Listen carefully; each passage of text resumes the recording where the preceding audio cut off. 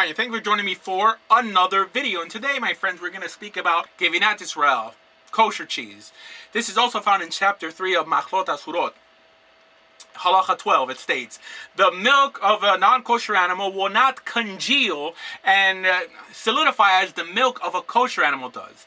If the milk of a non-kosher animal is mixed together with the milk of a kosher animal, when the mixture is set aside for cheese to be made, the kosher milk will solidify and the non-kosher milk will be expelled together with the whey of the cheese. So here it states that if you take non-kosher milk and you mix it with kosher milk, in the actual process of cheese making, the two will separate because non-kosher milk will not turn into cheese.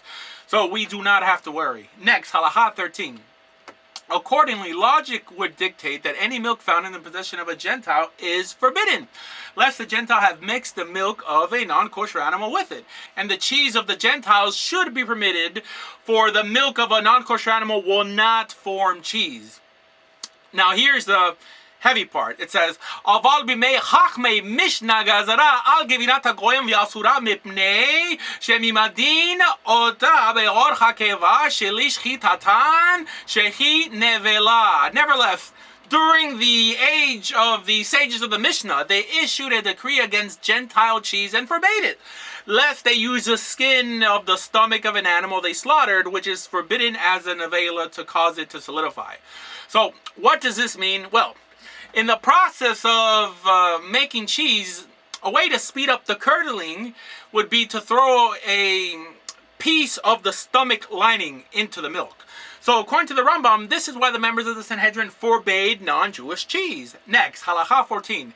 It says, the following law applies when cheese is left to solidify with herbs or fruit juice or fig syrup. And it is apparent that these substances were used for the cheese.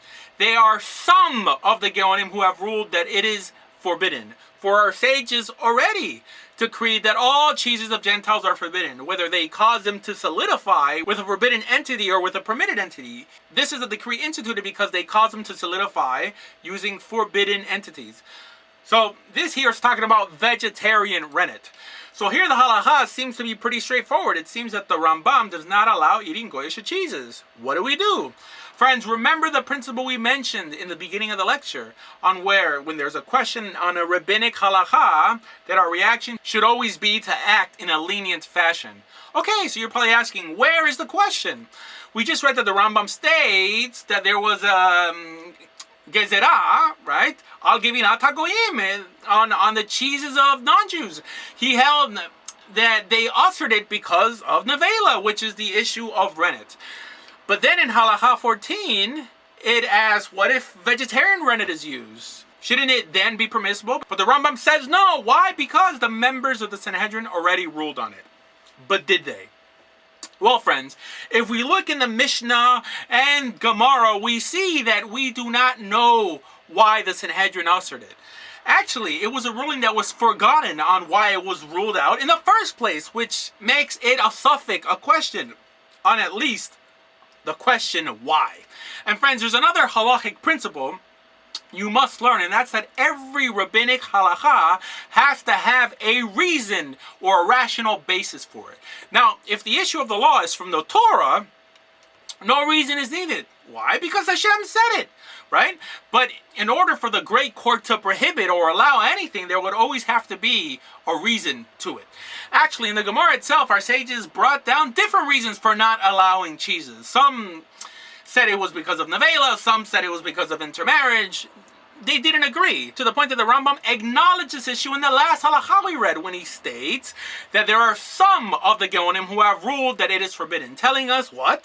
Telling us that due to what I just explained, that many, and according to the wording, probably the majority of them ruled that it was allowed. Goyish cheeses.